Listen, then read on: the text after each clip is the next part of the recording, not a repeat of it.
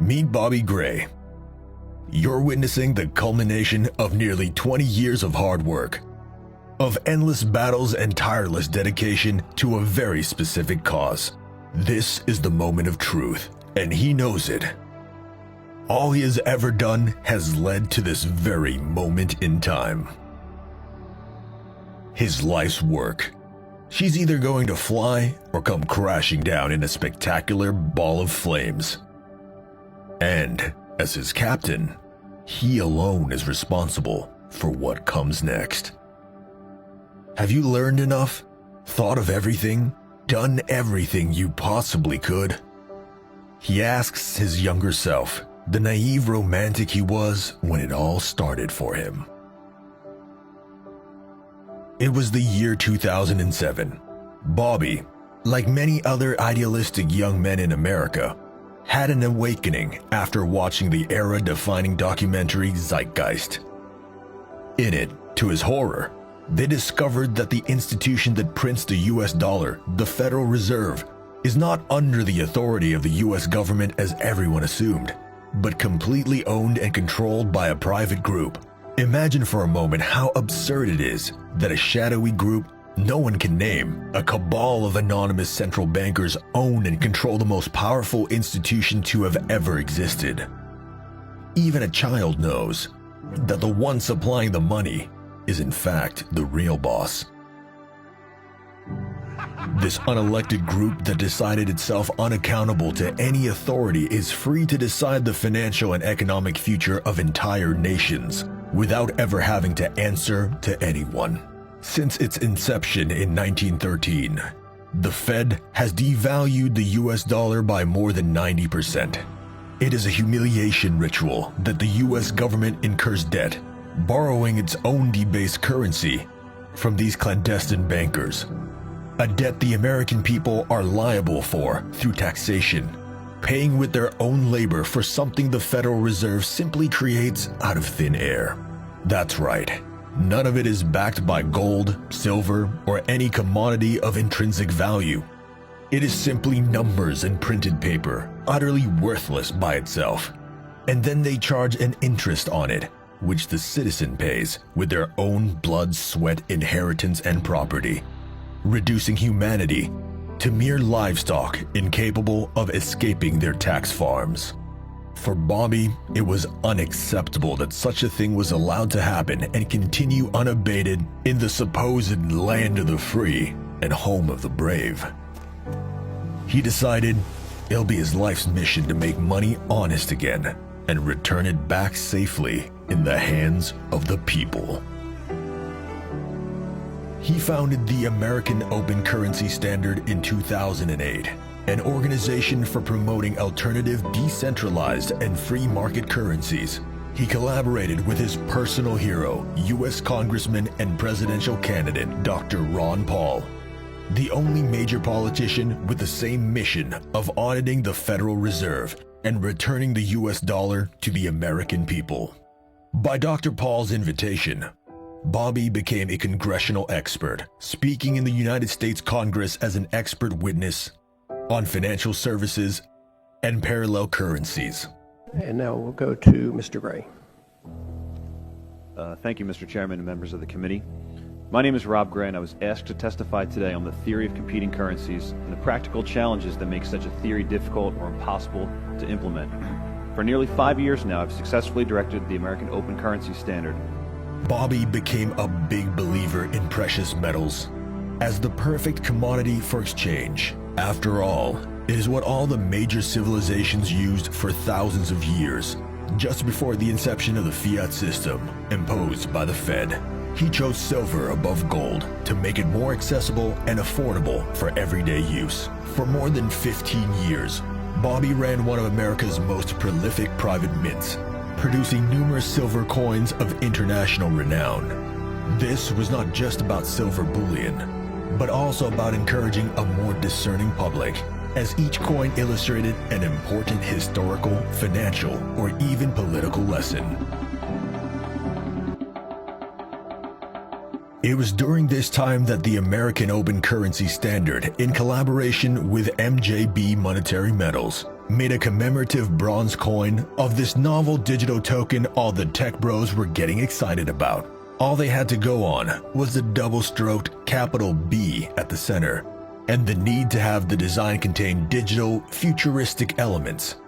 Artistic liberties were taken by their designer, adding intrinsic circuit board imagery to integrate and complete the overall image. Bobby didn't know at the time, but he had actually just produced what would become the most widely recognized image of the Bitcoin coin. Only now, looking back, it is clear that fate was trying to nudge him into a direction he was not yet ready to go. Bobby noticed a concerning trend. Year upon year, the enthusiasm for silver bullion seemed to be waning, and what was worse, the very nail in the proverbial coffin, he noticed his customers kept getting older, and yet there were absolutely no young people to replace them. A definite generational shift had occurred. The new generations use their mobile phones and electronic devices to do business, to pay, and trade, all of it online. He was betting against progress and convenience, a losing battle, no matter how noble his intentions. Bobby had the chance to get in on Bitcoin far earlier than most, but declined, as it seemed like a passing fad, not a millennia-old tangible asset, as proper money should be. He realized then he had failed to adapt with the times. He was trying to sell people on the horse and carriage, when the youth were already looking to the stars and the new rocket ships to take them there. As a foremost expert on the matter, able to discern the integral components that would make for an honest money alternative, Bobby studied Satoshi Nakamoto's original white paper for Bitcoin and recognized instantly its superiority as a peer-to-peer exchange for its security and practicality, but most of all, its honesty. Here was a level of transparency never seen before. Every single coin is accounted for, when and how it is moved, and where it is held. This is where gold and silver fell flat. There was no way to know exactly how much of it there really was, and the fact that the elite already hoarded most of it. Bobby had an epiphany. There were the gentle whispers of fate. This time, he was ready. All he had to do was find a way to combine his philosophy of honest money with this ultra-advanced, decentralized, and accountable technology that is blockchain. He could actually make it happen, actually fulfill his life's mission. As he was familiarizing himself with this new blockchain technology, Bobby first did what came naturally, what he knew best. He combined what he learned about blockchain with his coin minting expertise and created one of the first ever cold storage coins, allowing people to safeguard their crypto on a hacking and tamper-proof physical coin. Once he knew the technology inside out, Bobby decided he would create digital silver, the cheaper, more accessible version of Bitcoin's digital gold. Again, just as he did for decades minting coins, knowing silver to be the coin of the common man. His crypto will not be the exclusive playground of the rich, central banks, or controlled by state-funded minting operations by predatory governments. No. His will be the honest, peer-to-peer exchange of the average citizen hitherto locked out of the game. Utility, ease of use, and practicality is the name of the game. As a prerequisite, Bobby created a peer-to-peer cryptocurrency that can be traded on crypto exchanges. For more convenient exchanges, the best option was a Litecoin clone, Layer 1 blockchain, with its 3 times faster confirmation and transaction speeds. Having studied all the major cryptos in the market, Bobby created a very specific list of criteria he must implement to engineer his attempt at the most honest of cryptos. Firstly, he implemented a permission-required closed network mining system, meaning you require a verification code to join the network. Naturally, this is to prevent powerful groups with unlimited resources to overwhelm, take control of, or crash the system. Shares in the mine are capped at 9 units per person, again, to prevent disproportionate control by powerful institutions. TexitCoin, we'll get back to the name and the meaning behind it, was launched with no initial coin offering or hidden investors. It is entirely community funded. This is to prevent the sad state of affairs where most cryptos launch with a disproportionate amount of its coins already owned by hidden groups. This is not decentralized, and in fact, the driving force behind the dreaded pump and dump phenomena. TexitCoin, or TXC, is driven by community mining. The engine is that of the individual miner, simply doing what is in his or hers best interest. The grassroots, decentralized and community-driven approach reaches beyond your typical crypto or tech bro crowd, creating enthusiasm and participation in rural communities which have traditionally been indifferent to crypto. Any kind of elitism is scrapped to include the widest swath of humanity possible, as a people's currency should. So why call it TexitCoin? Well, Texit refers to Texas exit. Exit from what? An exit from the fiat, debt-based monetary system. And why Texas? The answer is that Texas is the capital of crypto in the US.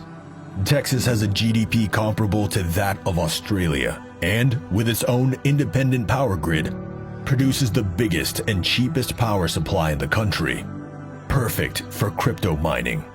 Elon Musk, Samsung, Apple, and Nvidia have all set up or is in the process of setting up factories in Texas, emerging as a major hub for tech, crypto, AI, and advanced microchips. To protect himself and everyone involved, Bobby went to extreme pains to make the operation as transparent as possible. Every detail about the daily operations of TXC, every number, chart, and statistic can be viewed in real time on the TXC dashboard and Explorer on their website. There are no hidden aspects. Bobby even does weekly video calls to supply updates and answer live any questions or concerns the public might have. Now that he has built it and sees that it works, how does he scale it for widespread global adoption? Since there is a correlation between the value of the coin and the growth of the mine, one of TXC's main priorities is the massive expansion of its mining capacity. TXC makes use of L9 A6 miners, the most powerful and efficient script miner available and the best choice for economic and environmental sustainability. TXC's current mining size is approaching 10 million megahash, which is 10% of the 100 million megahash scheduled for North America. Fog hashing containers, the most advanced option in liquid-cooled computing and capable of holding 200 L9 A6 miners each, are being set up in various locations across Texas. How is TXC capable of this sustained growth without any outside investment? Since stable growth is in the interest of the miners, they fund and actively participate in community outreach, promotion, and expansion of the mining infrastructure. Many treat it like it's their own private business. And in a fundamental sense, it is. Also, TXC's considerable computing contribution to the network results in increasing numbers of Litecoin and Doge awards as a bonus side effect of the operation. These free rewards by itself will soon be enough to pay all electricity costs for the mine. Bobby designed TXC so that growth is an integral component of how the machine operates. For instance, individual TXC miners use the coins they have earned to support the price of TexitCoin on the market to create liquidity. They only support it at a price they can maintain in order to then sell their coins at a profit. This organic synergy is the reason TXC have thus far grown in such a predictable, stair-step way, without major spikes or dips, as it is in the community's collective best interest to maintain steady growth. These are the fruits of decentralization, and since there are no hidden investors with a disproportionate stake, the possibility of massive spikes and sudden sell-offs are very unlikely. In a sense, this allows these miners to serve as their own banks and day traders. Over the next 5 years, TXC plans to build a 100 million megahash mine in Europe, Asia, Africa, and South America. With each new mine operation, the plan is for the existing mines to support the new mine with the intention of facilitating liquidity and growth. The idea is to create an interconnected system whereby the minds of these different territories support each other to foster resilience in times of economic hardship, political turmoil, or even war. Indeed, to become simply too big and too integrated to be shut down by those who benefit most from humanity's financial servitude.